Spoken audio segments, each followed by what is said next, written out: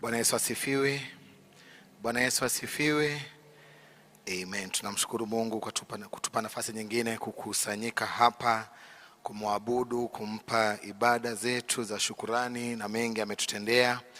Na nitaomba tusimame tunaposoma neno la Mungu. Controls kama mnaweza mkatupa kitabu cha Mathayo kifungu cha kwanza. Mathayo kifungu cha kwanza mstari wa 18 hadi wa 23.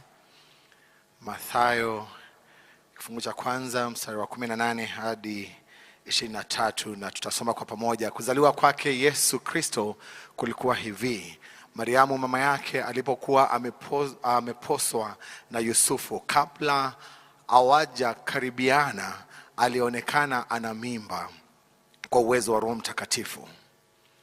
Naye Yusufu mumewe, kwa vile alivyokuwa mtu wa haki, asitake kumwaibisha, aliazimu kumwacha kwa siri. Basi alipokuwa akifikiria hayo, tazama, malaika wa Bwana alimtokea katika ndoto akisema, Yusufu mwana wa Daudi, usihofu kumchukua Mariamu mkeo, maana mimba yake ni kwa uweza wa Roho Mtakatifu. Naye atazaa mwana, naye utamwita jina lake Yesu, maana yeye ndiye atakayewaokoa watu wake kutoka dhambi zao. Hayo yote yamekuwa ili litimie neno lililonenwa na Bwana kwa ujumbe wa nabii akisema, tazama, bikira atachukua mimba, naye atazaa mwana, nao watamwita jina lake Imanueli, yaani Mungu pamoja nasi. Tuombeni pamoja. Mungu wetu na Baba yetu, tunakusifu, tunalisifu jina lako kwa sababu wewe ni Mungu mwenye nguvu, Mungu mwenye upendo mkuu, uliotupenda upeo kwa kumtoa mwana wako wa pekee, Bwana wetu Yesu Kristo, akazaliwa duniani, akaishi maisha kama sisi, akasikia uchungu, akapitia mateso mengi ili atukomboe sisi na arejeshe uhusiano wetu kati yetu na wewe. Mungu, asante Bwana, tunapokumbuka matukio haya yote Bwana, tunaendelea Bwana kukutambua kama Mungu na Baba yetu. Na hivyo Bwana, tunapopitia kipindi hiki cha kusherehekea Krismasi na haswa kukumbuka zawadi kuu uliotupa ya Yesu Kristo, Bwana tunashukuru na mioyo yetu imejaa sifa kwa utukufu wa jina lako. Hivyo Bwana, sema nasi mchana huu wa leo, ili Bwana tunapoenda nyumbani Bwana, kwa hakika tukaseme tumekutana na Mungu wetu. Na ni kwa Yesu Kristo Bwana na mkombozi wetu tumeomba, na wote tuseme amen. Niombe tuketi. Wakati mwingi kunapokuwa na sherehe za kuzaliwa kwa mtoto, inakuwa ni nafasi ya furaha sana. Ama mama wanapotarajia kupata mtoto, na zaidi nirudi nyuma kidogo, wachumba wawili wanapokutana na wanatarajia kuoana kwa kipindi ambacho kiko mbele yao, inakuwa ni wakati mmoja, wakati mwingine ambao wakati una changamoto, na wakati mwingine wana matarajio makuu ya maisha yao ya baadaye baada ya kuoana. Na hii ndio hali iliyokuwa kwa Yusufu na Mariamu, na kwamba wanaishi wamechumbiana, na katika sheria za wakati ule kwamba kulikuwa na sherehe haina tatu ambazo zingefanyika kabla hawa waoane kirasmi. Na wakati huu wanapogojea kuoana, malaika anamtokea Mariamu, anamtaarifu kwamba yeye amechaguliwa, ameteuliwa na Mungu kuwa yeye ndiye atakayembeba Kristo mwokozi wa ulimwengu. Na wakati ule vile vile anapomtokea, ninaamini alienda kwake Yusufu ambaye alikuwa amemchumbia, na akamueleza taarifa hizi, na akamwambia kwamba amepata ujumbe huu, na kwamba ana mimba ya Roho Mtakatifu. Na anapomwambia ana mimba ya Roho Mtakatifu, just like any other man, Yusufu anadecide kumwacha Mariamu. Na anapoamua kumwacha, kwa sababu mambo haya hayajanakiliwa, lakini ukweli wa mambo ni kwamba ninaamini kwamba kulikuwa na mazungumzo kwamba baada ya kutokewa na malaika akamwambia kwamba utampata mimba kupitia kwa uwezo na nguvu za Roho Mtakatifu, na wewe utamzaa Yesu, na ukimzaa utamuita hivi kwa sababu yeye ndiye atakuwa kuokoa walimwengu. Baadaye anamtafuta mume wake mtarajiwa, anamueleza mambo ambayo haliyoelezwa na malaika, na ninaamini kwamba kulikuwa na majibizano hapo. Inakuwaje kwamba mimi sijakujua, alafu sasa wewe una mimba? Kwa sababu wakati ule sheria zilikuwa ni kwamba ukipatikana kama una mimba kabla ya ndoa, sheria ilikuwa ni moja. Tunakumbuka hadithi ya ule mama ambaye alipatikana kwa uzinzi, alafu analetwa kwa Yesu na waalimu na wakuu wa sheria wakimjaribu Yesu. Wanamwambia, huyu tumempata red handed katika tendo la ndoa, lakini bado hajaolewa. Na wanamuuliza tumfanye nini? Kwa sababu sheria wakati huu inasema kwamba agongwe na mawe afe. Kwa hivyo walitarajia Yesu kwamba atatumia sheria hiyo hiyo, na akamwambia asiye na dhambi hawe wa kwanza kumtupia mawe. Na kutoka mzee hadi ule mchanga wakaanza kuondoka mmoja mmoja. Na hivyo Yusufu, kwa kutambua jambo hili ndilo litakamkumba mchumba wake, akaamua kumwacha kwa siri, kwa sababu hakutaka kumwaibisha kwa watu. Na hadithi moja inapeanwa kule New Guinea ya wamishonari mmoja na mke wake na mtoto wake. Mishonari anaitwa Don Richardson, mwaka wa 1962 1962 inachanganya hapo kidogo. Anaitwa Don Richardson na mke wake na mtoto wao wanaenda kule New Guinea kwenda kuhubiri Injili. Na wanapofika pale wana mtoto mdogo, na wanapofika wanalakiwa na kundi ya wapiganaji. Hii tribe ambao walikuwa wanaenda kuitembelea inaitwa Sawi, kabila la Sawi, ambapo ndipo walikuwa wametumwa kwenda kuwa wamishonari mahali pale. Na wanapofika, kundi hili lilikuwa kundi ambalo lilipenda sana kupigana, watu ambao hawakuaminiana, watu ambao walipenda watu ambao si waaminifu. Na ndio uelewe uaminifu, kwani walipenda watu ambao hawakuwa waaminifu. Walimsifia sana Judas Iskarioti ambaye alimsaliti Yesu, kwa sababu kwao waliona hiyo ni jambo nzuri sana. They loved people that betrayed others. Na wamishonari hao wanapofika na kukaribishwa katika maeneo yale ya Sawi, in that Sawi tribe, wanapokaribishwa kwa sababu ya mtoto wao mdogo ambao walikuwa wamebeba, yale makundi ambao yalikuwa yanapigana, kwa sababu ya kuona mtoto huyu wanasitisha mapigano. Na kwa sababu ya mtoto huyu, the hostility inakuwa chini kidogo ama inapungua. Ule ukali wa vita unapungua kwa sababu wameona mtoto. Na ni kwa nini? Hii kabila walikuwa wanaamini wakati wote kunakuwa na vita, ilikuwa ni kwamba ndio kusitisha vita hivi, ilikuwa labda kundi moja limtoe mtoto mmoja ambaye atapeanwa kwa kundi lile lingine ambao wanapigana, na as long as this child would be alive, kutakuwa na amani. Na hivyo wanapofika wamishonari hao walitarajia labda huyu mtoto ndiye ameletwa ili akawe suluhisho ya amani katikati yao. Na wanakaa, lakini vita bado vile vile vinaendelea, manake mishonari alijakuja kutoa mtoto wake kama a peace child, na alikuwa anaitwa a peace child, mtoto ambaye alikuja kuleta amani ama kusababisha kuwepo na amani. Wakati ule mtoto atakuwa anaishi kwa muda ambao ataishi, basi kungebaki na amani. Na huyu mshonari huyu akakaa pale, lakini vita bado vikagithiri katika mji ule. Na vilivyoendelea, mshonari akasema kwamba kufikia hapo mimi siwezi nikaendelea kukaa katika vita hivi, na akaamua atarejea kwao. Lakini wanakuja wanamueleza kwamba kuna tambiko moja ambalo wanalifanya. Hili hakuwa analijua wakati anaingia kule. Wanamwambia kama makundi mawili ambayo yanazozana, kama kundi moja litamtoa mtoto mmoja hapiano kwa kundi hili lingine, as long as mtoto huyo hataishi, basi kutakuwa na amani katika makundi haya mawili. Na wakati ule anaposikia habari hizi, anasema jambo nzuri hili ambalo ndio nitakalo litumia kueneza Injili na kumfanya Yesu akajulikana kwa watu hawa, kwamba yeye ndiye anakuja kukua the peace child, the ultimate peace child, kwamba Yesu alikuja ili alete amani kwa ulimwengu. Yesu alikuja ili akuja kuponya jamii ambazo zinazozana. Yesu amekuja ili kurejesha uhusiano wetu binadamu ambao tumepotea na Mwenyezi Mungu.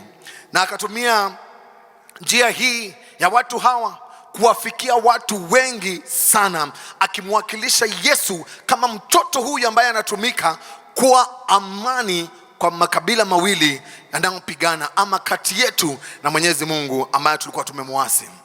Na swali kuu ambalo wanadamu wamekuwa kijiuliza ni kwamba Mungu anaelewa shida zetu, na Mungu anatujali.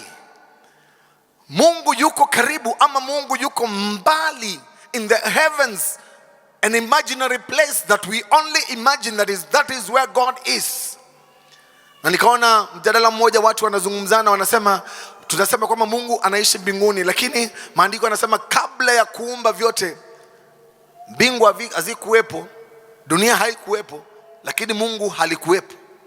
Ni kumaanisha then the heavens is not even his place. He was there even before the heavens were formed. Na kitabu cha Mathayo kinajibu swali hili na kwamba Mungu anaelewa shida zetu, Mungu anatujali, na kwamba Mungu yuko nasi ama yuko mbali. Na Mathayo anatujibu kwa jina hili, jina Emmanuel, ambao ni Mungu pamoja nasi, ambao ndio zawadi kuu ambao Mungu anatupa. Na kwa sababu ya muda nitaenda kwa haraka, paraphrase to the whole a story about the birth of our Lord Jesus Christ in the book of Matthew.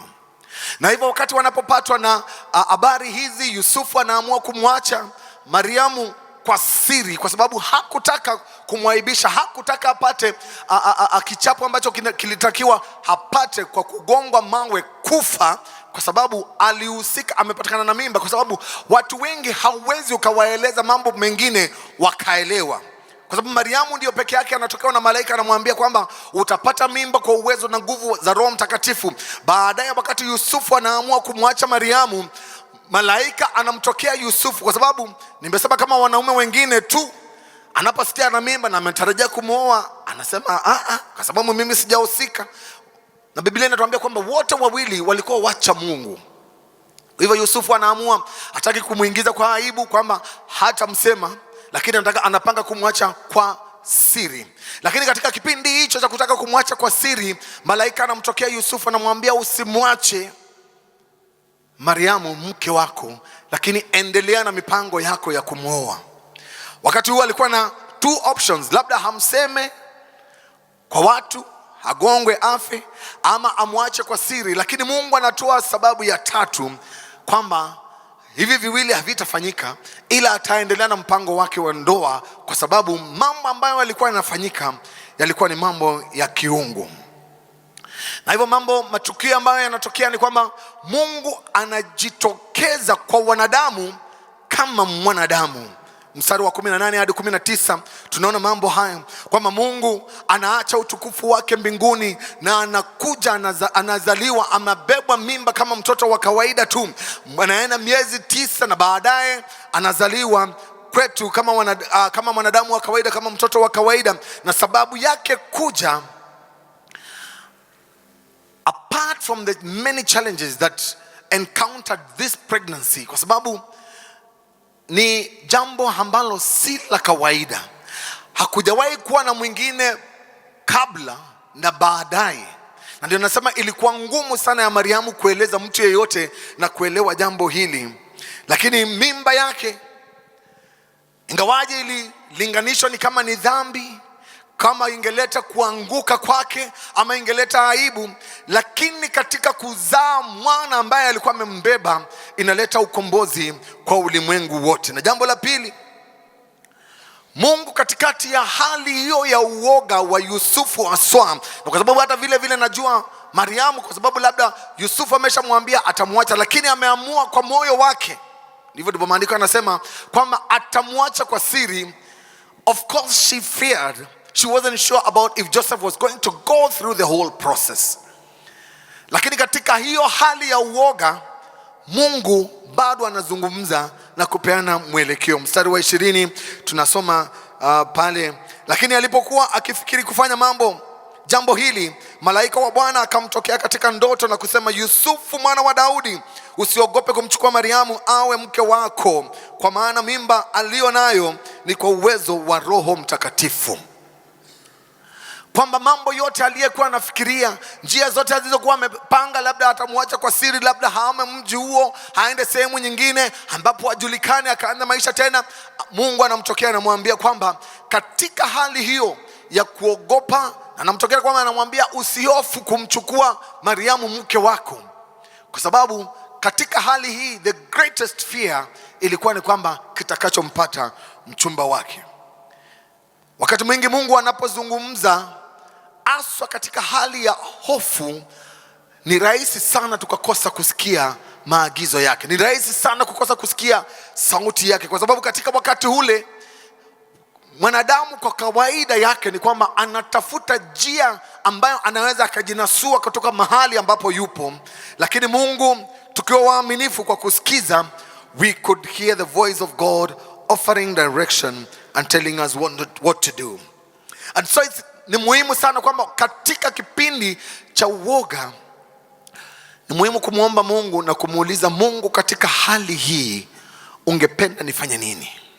Katika hali hii usikuwe wa haraka kufanya maamuzi, kwa sababu wakati mwingi, na ndio maandiko yanatuambia kwamba katika hasira yako usifanye maamuzi ya haraka, kwa sababu unaweza ukafanya jambo ambalo utalijuta baadaye. Kwa sababu ya hasira, wengi wamefanya vitu ambavyo hawawezi wakavichukua ama wakavireverse, kwa sababu wali act out of anger, na walipofanya vitu hivyo vikawa cost maisha yao, mali yao, hali yao ya utu, kwa sababu walichukua ama wali act kutokana na hasira. Na hivyo Mungu anatuhimiza katika hali hiyo kwamba tusiwe wepesi wa kufanya maamuzi. Na katika kipindi hiki ndio Yusufu Mungu anamtokea na anampatia maagizo atakayoyafuata. Mungu anamweleza Yusufu atakachokifanya, na katika hali hiyo anamwambia kwamba hasimwache Mariamu mchumba wake. Na kwa sababu ya kutii kwake Yusufu, ulimwengu unapata mkombozi anayekuja kulipa deni ya dhambi ambao tulikuwa tunadaiwa sisi. Adamu na Hawa wanapofanya dhambi kule Edeni na kukatisha uhusiano wetu na Mungu, maandiko tunakumbushwa kwamba Mungu alikuwa anatembea wakati wa mchana, wakati kumetulia, kwenda kuwa na fellowship na Adamu na Hawa kule Edeni. Lakini baada ya kutenda dhambi, Mungu anaacha kutembea, na wakati anatembea anakuja kumuuliza Adamu, Adamu uko wapi?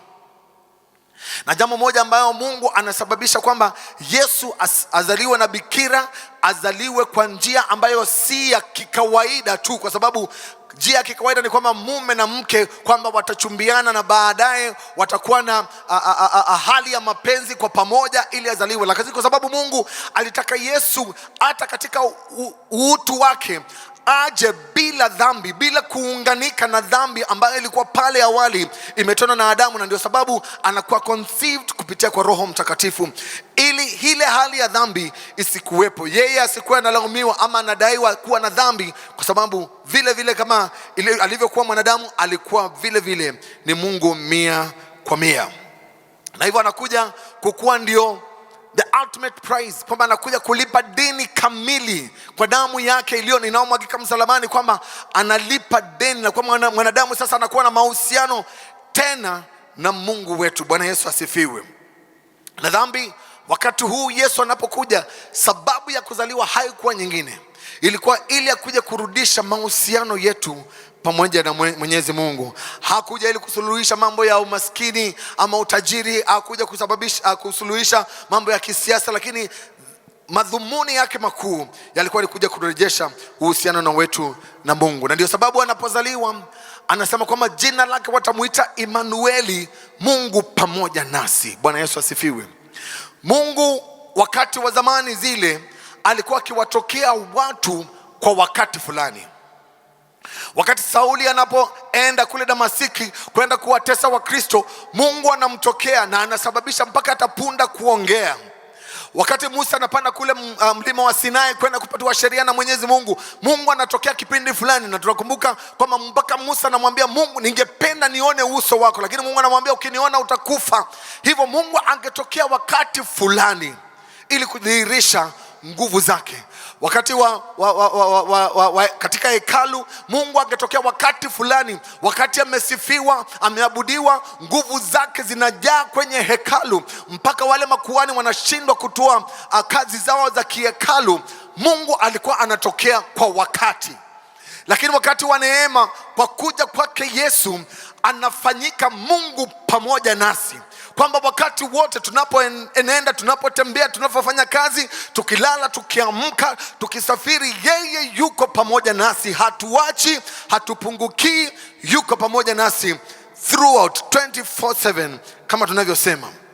Na hivyo anavyokuja kama Emmanueli, Mungu pamoja nasi, inakuwa sasa si kama zamani kwamba uwepo wake uliwakilishwa na the Ark of the Tabernacle, kwamba yeye anakuwa sehemu yetu, anakuwa part of our lives, na kwamba yeye anahisi uchungu wetu, na kama vile alivyozaliwa kama mwanadamu na kaishi miaka. Tukumbuke kwamba Yesu maisha yake ya kihuduma ilikuwa miaka 3 peke yake, from 30 to 33. That was the only time that he served in ministry.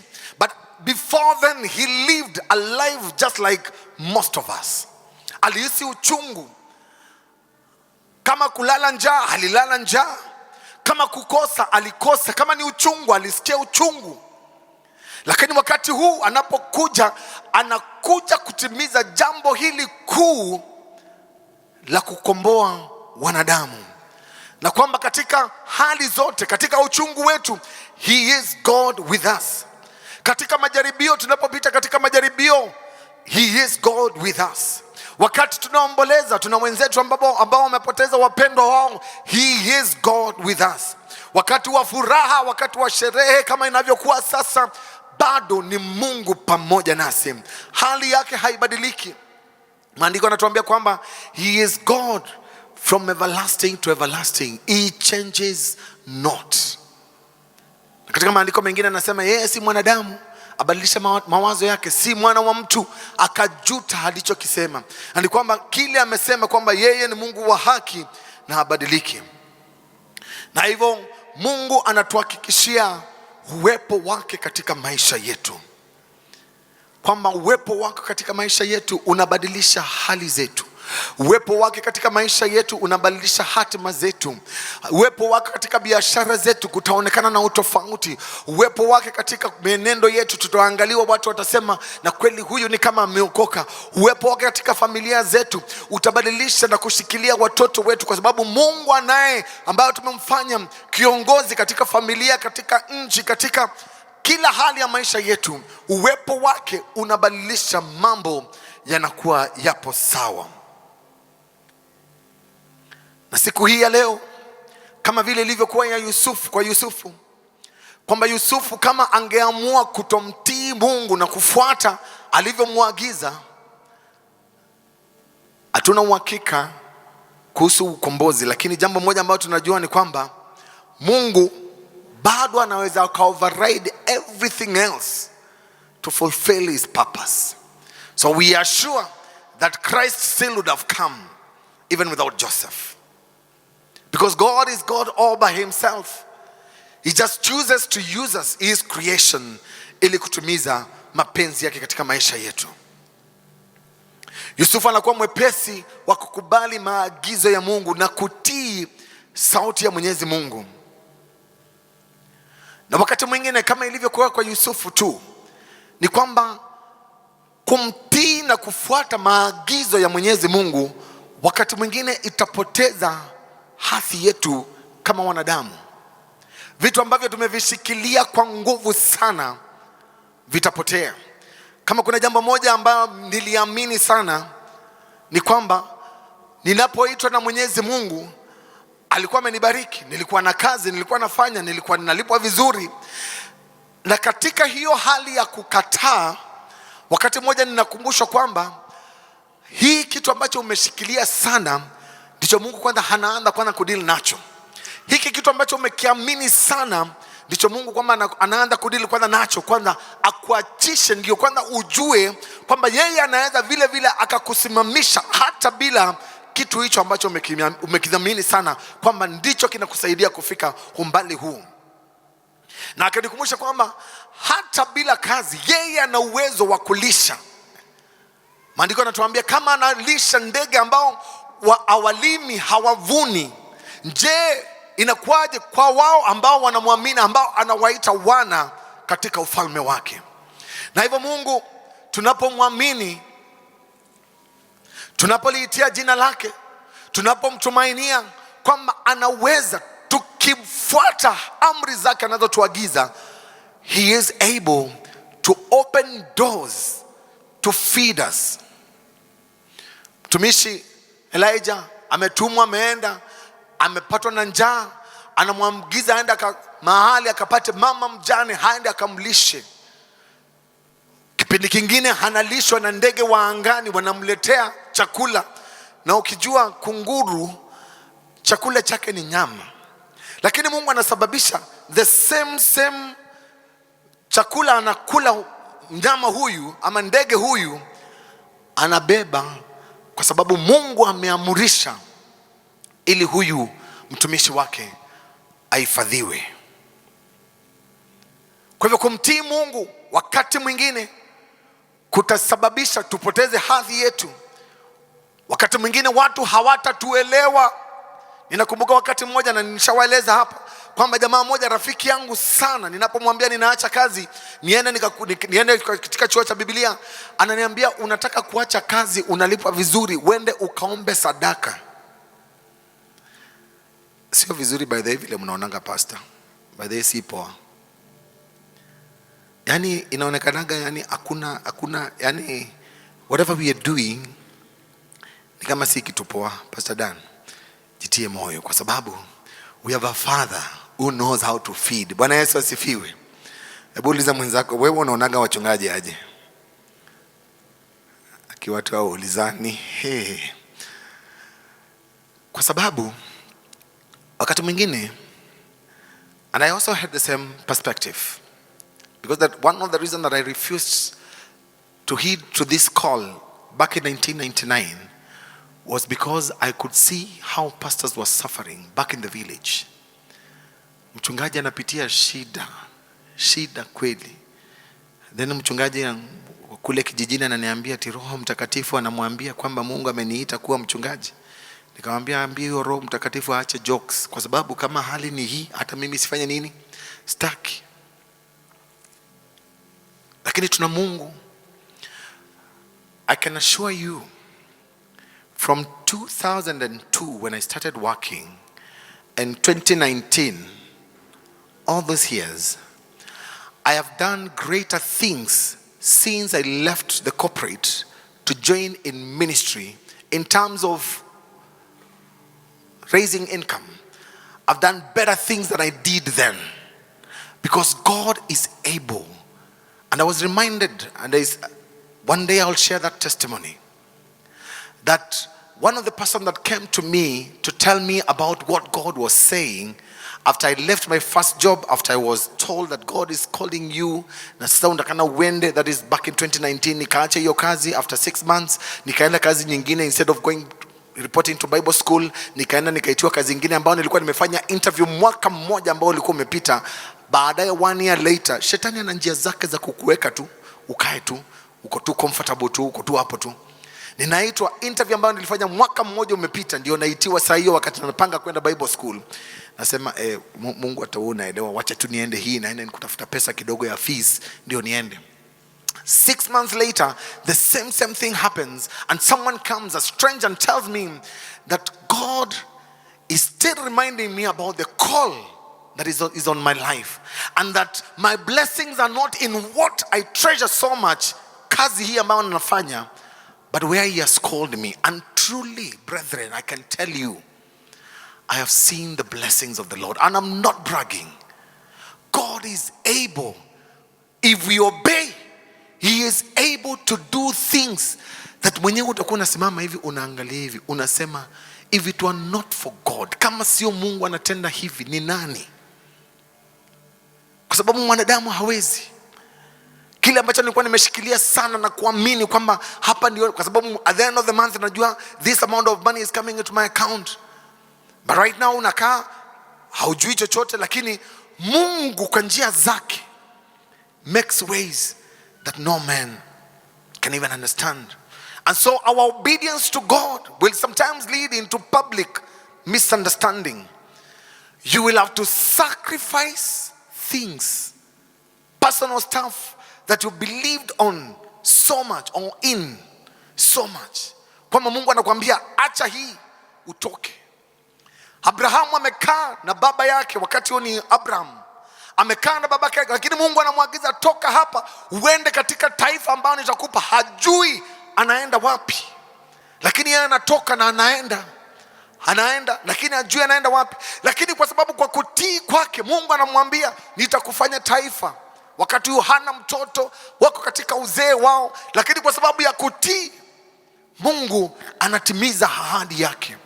Wapendwa, Mungu anatualika tumtii kwa kweli. Ametupa neno lake. I call it our life's manual, that which we should follow anytime. Ukihitaji jambo fulani, consult with God. Sometimes he will give you an answer maybe that you did not desire, but follow it because he is in it. Bwana Yesu asifiwe. Kama umetii, yeye anakutangulia. He goes before you. Ukipata mabonde, yeye yuko pale kuyajaza, kuhakikisha unapofika utapata njia tambarali. Unapopata milima, yeye yuko pale kuikata ili unapofika upate njia imenyoka. Huu ndiyo Mungu wetu. Tunapomtii hata katika hiyo hali ambapo you are sacrificing very personal things that you held to and believed they were your lifetime, Mungu anakusaidia unapomtii. Mipango ya Mungu katika maisha yetu itatimia na ataitimiza tunapomtii. Wakati mwingine kwa sababu ya kutotii kwetu, vitu fulani tumevikosa kwa sababu tulitaka tujitimizie haja ya mioyo yetu. Tuliacha maagizo ya Mungu, tunafuata njia zetu. Yusufu anaamua katika moyo wake, ndio jambo hili si sawa, lakini kwa sababu Mungu amenena. That is why many years, more than 2,000 years later, we still talking about him, because he obeyed. You can be a story even in generation when you are long gone, long gone, kwamba vizazi vyako vitaongea, vitasema we had a great grandfather or grandmother that did, and because of his actions that today we are called, or today we are, because of obedience. Wakati mwingine mtu anapotoa maisha yake, ninapomhubiria mtu na akaokoka, sometimes I shed tears because I imagine the 20 years that have been running from 1999 to 2019. I imagine the number of people that could have been saved, or the number of people that have been lost in between, because I've been running and I feel bad. And that is why anytime I get an opportunity to do anything for God, I do not leave anything within me. Everything within me, kwa nguvu, kwa mawazo, kwa pesa, anything that I have, I will never, ever hold back when it comes to giving God. When it comes to serving God, no matter the circumstances, I will give my all. Mchungaji anaitaga sadaka ya kuteketezwa. Yes, you become a burnt sacrifice for the Lord. Obedience. And so Yesu anakuja ili kurejesha uhusiano wetu na Mungu. Yesu anakuja kwa kuzaliwa kwake, hata kama kulikuwa na changamoto hapa na pale, that confusion, but still the purpose of God is seen. Wakati mwingine unapopitia katika vitu ambavyo havikai ni kama vina Mungu, kwa sababu ukimuuliza Yusufu, yeye kuwa mkuu, kwa sababu ndoto alizokuwa anaota, alikuwa anaota anaona ndugu zake wanamuinamia. But now here he is katika shimo. Yeye ndio huyu ameuzwa kama mtumwa. Yeye ndio huyu yuko korokoroni. Lakini siku ile anaamka korokoroni ndio siku vile vile alikuwa prime minister of the land. Vitu vingine vya Mungu vitakaa ni kama viko too messy, but remember God is still working. Mwimbaji akaimba akasema, God is working out. God is working out. One thing I know, one thing I've found. God is working out. That in those messy situations that you find yourself in, God is still working out things for your good. Bwana Yesu asifiwe. And so do not give up. As long as you've obeyed and did that which God asked you to do, remain faithful. Pursue that route. God will see you through. God chooses to dwell in us through this great gift of His Son.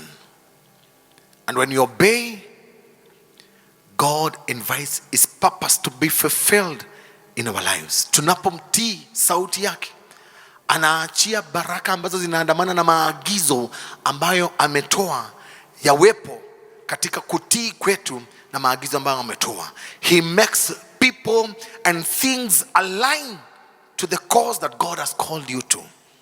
He will cause people many miles away to start doing things in preparation of a dream that will be fulfilled many years to come, because He was God.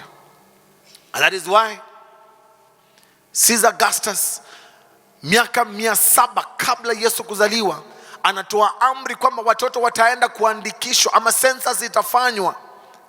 Na wakati huo ndio inasababisha sasa Yusufu atoke Nazareti pamoja na Mariamu waende Bethlehemu, ndio itimie maandiko yaliyonenwa na Isaya kifungu cha 7:14 kwamba kutoka Bethlehemu kutazaliwa mfalme, because of a king, earthly king that God used many years before, make a decree that people go and register, pay taxes in their homeland. And that is why Joseph, who is now from the home estate of the King David, is going back home to Bethlehem.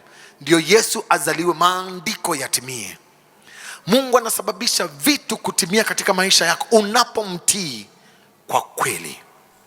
Let's pray. Our Father and our God, we thank you. Tunakushukuru kwa sababu ya kipawa cha ajabu ulichotupa, kwamba ulitupenda upeo katika utatu wa mbingu, mkakubaliana kumtuma Yesu kuja ili kuokoa wanadamu na kurejesha uhusiano wako na wanadamu ambao ulikuwa umepotea kwa sababu ya dhambi. Na anapokuja anakuwa dhabihu kamili kwa ukombozi wa wanadamu. Tunakushukuru Bwana kwa sababu ya upendo huu. Na zaidi Bwana, tunaomba kwamba utatuendelea kutufunza kukupenda, na kwamba zaidi kifo chako msalabani kwa kipawa hiki cha Yesu Kristo, kwamba haikuwa bure. Haikuwa bure, kwamba wengi watapata kukujua, wengi watakurudia, wengi wataona dhambi zao na kukurudia wewe. Tusamehe Bwana tulipotenda kinyume na matarajio ya neno lako. Tuhimize Bwana tunapoendelea na safari hii ya imani, kwamba Bwana siku ipo inakuja ambao tutasimama kutoa hesabu ya kazi zetu. Zaidi Bwana, wasiokujua, Roho wako Mtakatifu anayehimiza dhambi ndani ya mioyo yetu, anayedhibitisha dhambi ndani ya mioyo yetu na kutuonyesha kwamba tumemkosa ama tumemkosea Mungu, kwamba tunaomba kwamba ataendelea kutunenea siku baada ya siku, na kwamba tunaposherehekea Krismasi hii, kwamba itakuwa sababu kuu ya kusherehekea itakuwa ni kwa kipawa hiki Yesu Kristo na neema na upendo mkuu anaodhihirisha kwa kutoa maisha yake, kufa msalabani, kifo cha aibu, kifo cha uchungu mwingi, ili kutukomboa sisi. Na kwamba we shall make Christ the reason for the season. Lord, we pray that we shall go and declare this same grace, this saving grace kwa wapendwa wetu, ndugu zetu, dada zetu wasiokujua, watoto wetu, waume wetu, wake wetu, wazazi wetu, majirani wetu, sehemu zetu za kazi, kwamba tutanena kuhusu huyu Yesu na kwamba hatutaona haya, hatutaona aibu kukiri kwamba ni mwokozi wa maisha yetu. Hatutaona aibu kusema hii Mungu wangu amekataa na sitafanya, hii si sawa na maagizo ya Mwenyezi Mungu na sitafanya, kwa sababu tunataka tusimame kwa haki yako, kwa kweli yako, Mungu wetu. Hivyo tusaidie. Uko hapa na maisha yako hujamkiri Yesu kama mwokozi wa maisha yako, una nafasi ya kufungua moyo wako kwake. Anasema anabisha mlangoni, na atakayemfungulia atampa nafasi ya kufanyika mwana katika ufalme wa Mungu. Nyosha mkono wako na tutaomba pamoja. Hautawahi simama mbele za Mungu useme haukusikia, na siku ni hii tu, kesho hatujui. Hivyo usipoteze muda.